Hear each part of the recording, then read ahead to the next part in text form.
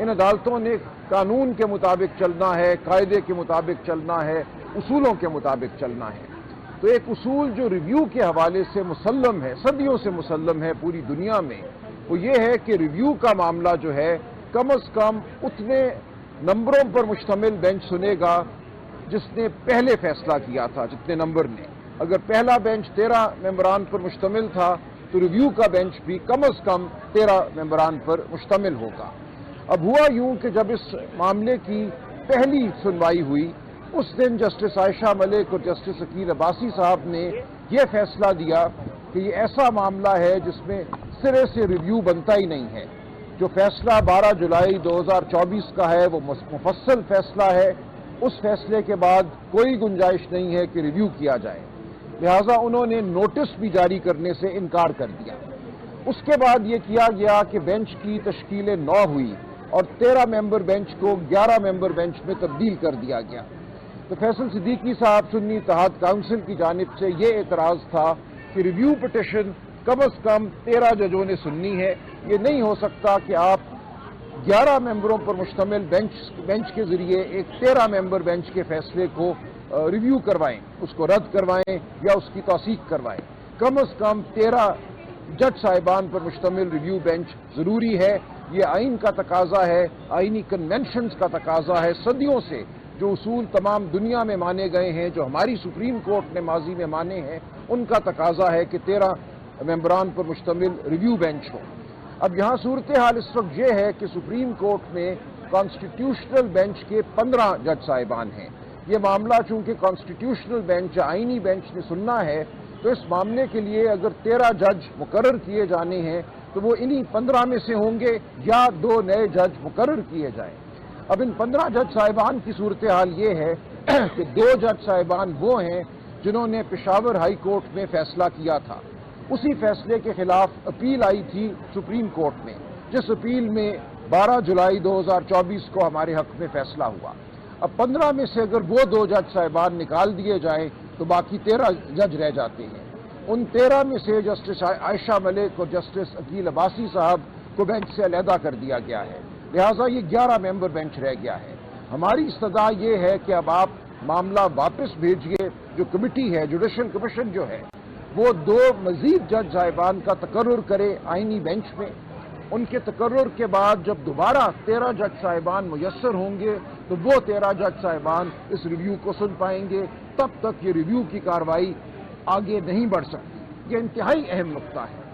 اس کا فیصلہ اس آئینی بینچ کو ابتدائی نقطے کے طور پہ کرنا ہے کہ کیا یہ 11 ممبر بینچ اس کارروائی کو جاری رکھ سکتا ہے یا جاری نہیں رکھ سکتا۔ ہماری استدعا ہے کہ آپ کو پہلے 2 نئے جج صاحبان آئینی بینچ میں مقرر کرنے پڑیں گے، اس کے بعد یہ آئینی بینچ جب 13 ممبر بینچ بن جائے گا تو تب کارروائی شروع ہوگی، تب سنوائی ہو سکے گی۔ تو اس معاملے کا فیصلہ ہونا ہے ابتدائی عذر کے طور پہ۔ اگر یہ معاملہ ہمارے حق میں ہوتا ہے، جس کی ہم توقع رکھتے ہیں آئین کی بنیاد پہ، آئینی جو ہماری جو روایات ہیں ان کی بنیاد پہ، تو پھر اس بینچ کو منتشر ہونا پڑے گا، انتظار کرنا پڑے گا کہ 2 نئے جج صاحبان آئینی بینچ میں مقرر ہوں۔ جب وہ مقرر ہو جائیں گے تو پھر اثر نو کارروائی شروع کی جائے گی۔ تو یہ آج کی کارروائی کا حاصل ہے جو آج بحث کی گئی۔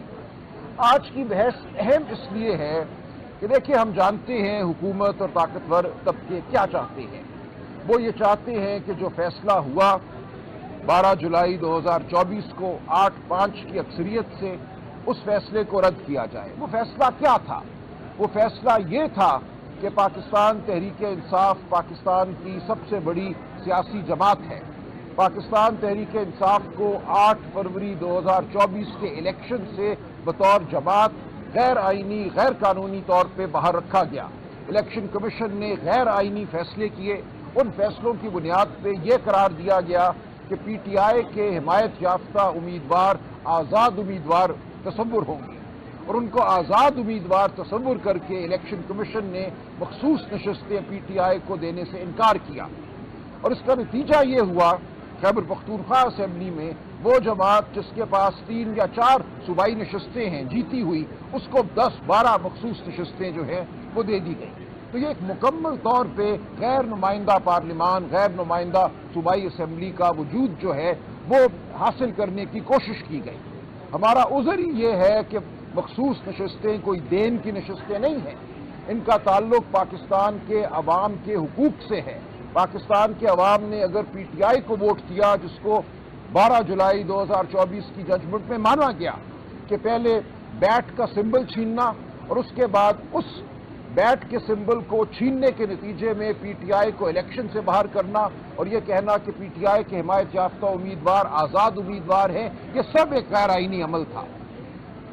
8 جج صاحبان نے 12 جولائی 2024 کو باشگاف الفاظ میں کہا کہ پاکستان کے عوام کا حق چھینا گیا ہے، جمہوریت پر حملہ کیا گیا ہے، جمہوریت کا تقاضا ہے کہ پی ٹی آئی کو تسلیم کیا جائے پارلیمانی جماعت کے طور پر، اور جب ہم پی ٹی آئی کو تسلیم کرتے ہیں بطور آئینی جماعت،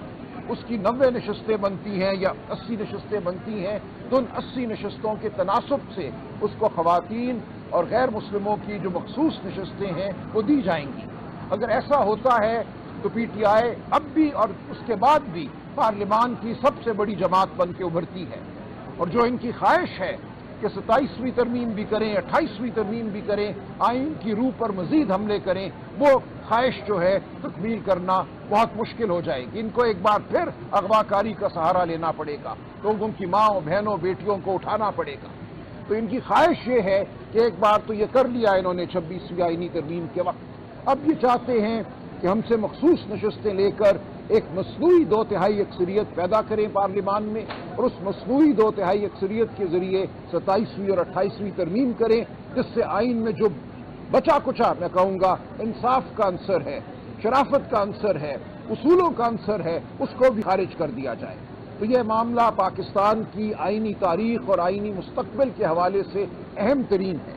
لہٰذا آج جو ہم نے عذر اٹھایا ہے یہ کوئی صرف عذر برائے عذر نہیں ہے، اس کا مقصد یہ ہے کہ جو پاکستان کے آئین کی جانب پیش قدمی ہے، جو حملہ پاکستان کے آئین پر کرنا مقصود ہے، اس حملے کو پسپا کیا جائے۔ آپ سب لوگ، ہم سب لوگ جو آج عدالت میں موجود تھے، ایک تاریخی عمل کا حصہ ہیں۔ اس عمل کا نتیجہ کچھ بھی ہو، ہماری مزاحمت یاد رکھی جائے گی۔ ہم سب یہاں اس لیے کھڑے ہیں کہ آئین کی روح کو بچائیں، ہم اس لیے کھڑے ہیں کہ پاکستان کے عوام کے جمہوری حقوق کو بچائیں، پاکستان میں جمہوریت کی کچھ رمق باقی رہنے دیں، اس ملک میں قانون اور شرافت جو ہے اس کی کچھ رمق باقی رہے۔ یہ وہ جد و جہد ہے جو ہم کر رہے ہیں، یہ آپ کا ہمارا سب کا فرض ہے، ہم یہ فرض ادا کرتے رہیں گے۔ بہت شکریہ۔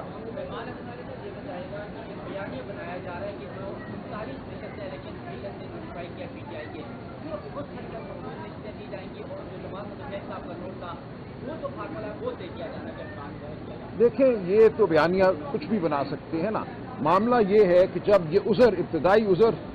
ٹھیک ہوتا ہے، ایک واقعتاً 13 ممبر بینچ کی تشکیل دے دی جاتی ہے، تو پھر ان معاملات کو دیکھیں گے کہ وہ جو فیصلہ ہو چکا، اس فیصلے کو صرف اس لیے رد نہیں کیا جا سکتا کہ آج کسی کی رائے کچھ اور ہے۔ ریویو کا مسلم اصول ہے کہ آپ کو چاہے پہلے فیصلے سے اختلاف بھی ہو، لیکن آپ نے اس فیصلے کو ماننا ہے، اس پہ اطلاق کرانا ہے، ما سوائے یہ کہ 2-3 بڑے مخصوص نوعیت کے گراؤنڈ ہیں، مخصوص نوعیت کے عذر ہیں،